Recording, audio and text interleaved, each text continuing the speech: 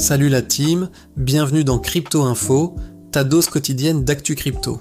Accrochez-vous bien parce que aujourd'hui, on va décortiquer le rôle clé de XRP dans la finance mondiale. On parlera du plongeon de Fetch.ai, des grands mouvements sur Bitcoin et Ethereum et d'un nouveau tournant pour la Fed et les banques US. C'est parti pour le récap du 22 octobre 2025. Juste un petit rappel, cette chaîne est là pour vous informer et vous éduquer, mais ce contenu n'est en aucun cas un conseil financier. Faites face toujours vos propres recherches, le fameux Dior, avant de prendre toute décision d'investissement. On est d'accord ? Super. Alors, première grosse nouvelle, XRP est en train de se positionner comme un acteur majeur de la révolution bancaire. La Fed, oui, la Réserve fédérale américaine, explore un tout nouveau système de compte de paiement, spécialement pour les fintechs et les cryptos. Et devinez quoi ? XRP est de plus en plus vu comme le pont indispensable entre les banques traditionnelles et le monde des actifs numériques. Ripple, l'entreprise derrière XRP, collabore déjà avec un tas d'institutions aux États-Unis et en Europe. Beaucoup pensent que le futur des transferts interbancaires passera inévitablement par cette technologie. C'est énorme. Mais attention, le monde de la crypto, c'est aussi les montagnes russes. Fetch.ai, avec son token FET, vient de plonger de 10%. Pourquoi ? Après que Fetch.ai ait engagé des actions légales contre Ocean Protocol.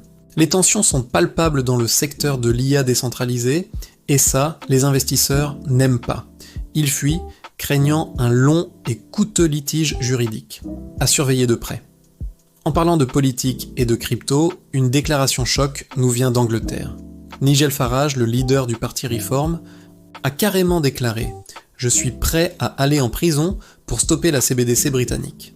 Une sortie qui fait grand bruit et relance le débat sur la liberté financière face à la surveillance étatique via les monnaies numériques des banques centrales. Ça promet. Maintenant, la question qui fait rêver, Ethereum vers 8000 $ d'ici décembre. Une analyse partagée sur CoinQ est super optimiste et mise sur ce scénario. 3 raisons principales sont avancées. D'abord, l'arrivée massive des ETF Ethereum. Ensuite, la baisse de l'offre en circulation grâce au mécanisme de burn. Et enfin, le retour en force des développeurs sur le Layer 2. Un scénario bullish qui, on l'espère, mettra des étoiles dans les yeux de tous les holders. Et puis, il y a des mouvements un peu plus mystérieux. Plus de 15 000 bitcoins auraient été déplacés depuis un portefeuille lié au Prince Group, qui est sous sanction internationale. Une transaction massive qui nous rappelle l'importance de la traçabilité et de la conformité, même dans les réseaux d'échange offshore. Du côté de l'innovation, le projet Mantle lance un hackathon mondial de 5 mois. Par contre, pas que des bonnes nouvelles pour Bitcoin. Selon Proto, la croissance du portefeuille Bitcoin de Strategy atteint un plus bas pluriannuel. Les analystes y voient un signe de ralentissement de l'accumulation institutionnelle. À surveiller pour voir si c'est juste une pause ou un vrai changement de tendance. Mais regardons le positif. Kraken vient annoncer que le volume des actions tokenisées a dépassé les 5 milliards de dollars. Leurs revenus ont doublé, ce qui confirme la montée en puissance de la finance numérique décentralisée régulée. C'est une preuve de plus que le marché évolue et se professionnalise. Vendredi s'annonce crucial pour la Fed et pour le Bitcoin. Les marchés sont en haleine, attendant des annonces importantes sur les taux d'intérêt et la régulation crypto. Attendez-vous à une hausse de volatilité sur l'ensemble du marché. Préparez-vous. Et une nouvelle qui fait plaisir aux holders DAAVE. La DAO propose un programme de rachat massif, un buyback annuel de 50 millions de dollars de ses tokens. L'objectif, réduire l'offre et stimuler le prix à long terme.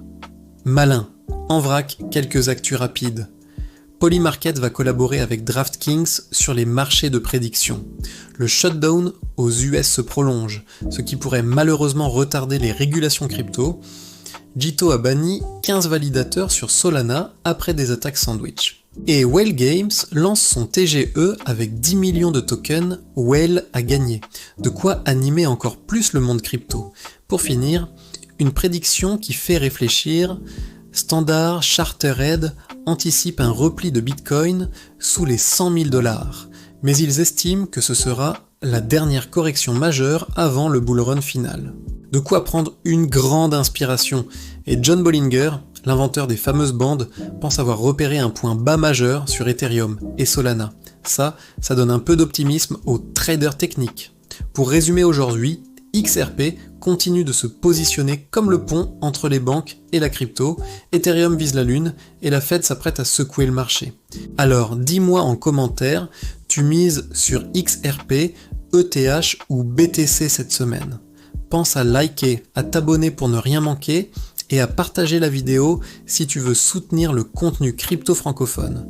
Merci d'avoir été là et à très vite pour de nouvelles infos croustillantes.